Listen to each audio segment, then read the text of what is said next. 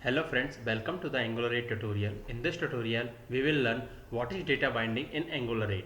And data binding is the main concept of the Angular 8, and we use it everywhere when we want to communicate between the component and the HTML page. So basically the data binding means communication between the component and the DOM page, or we can say like it's a communication between the TypeScript code of component and the HTML page which users see on the browser. So basically what is the meaning of TypeScript code of component? Basically whatever we write on the component page, we write it in a TypeScript way. So it is saying like communication between the TypeScript code of a component and the HTML page. So basically there are two type of data binding in Angular, that is one-way data binding and two-way data binding. And further, one-way data binding has classified in some of the data binding, that is are following like string interpolation. Like we have seen while doing work in the previous tutorial, like if we want to communicate between the component and the HTML page, we use the interpolation. So we will understand more about all these binding in coming videos. And next is the property binding, and another style and the class binding that we have seen in the last tutorial. And next is the attribute binding. So basically what is the string interpolation? And string interpolation, basically we bind the data between the component file and the HTML file with the using the curly braces. Like in the previous tutorials, what we see, when we were making the ng for loop and we were making the loop over the collection, then for getting data from this loop we were using the curly braces, like that. Basically we were using the interpolation. So if we don't pass the data, or we can say like component field in the double curly braces, because we use the field which we have defined the component, we use those field in the curly braces. So basically Angular take it as a, suppose uh, if we don't use the component means field in a curly braces, then Angular take it as a string value and it display that string value on the browser. So that is interpolation. And next is the property binding.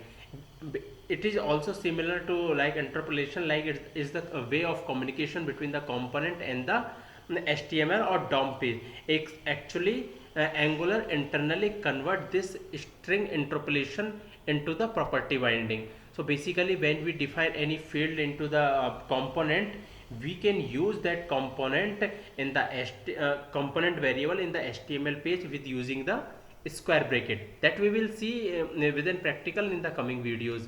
And the style binding and the class binding, in the previous tutorial we have seen more about the style binding and class binding, that how we use it. If you didn't watch the previous tutorial, I recommended you please go to the part 11 and see what is the class and the style binding. And next is the attribute binding. Basically we use this attribute binding when we want to set value directly to the attribute. Suppose for the span, we have a span on the HTML page and we add dynamically, we want to set the call span and any attribute we want to change for that span, then we use the attribute binding, like we attach value to the attribute of that element. And next is the event binding. Again this is also similar, means it's a type of the one-way data binding. Suppose on the button click I want to show some data. So basically what we are doing, we are attaching one event to the button, so that's come under the event binding.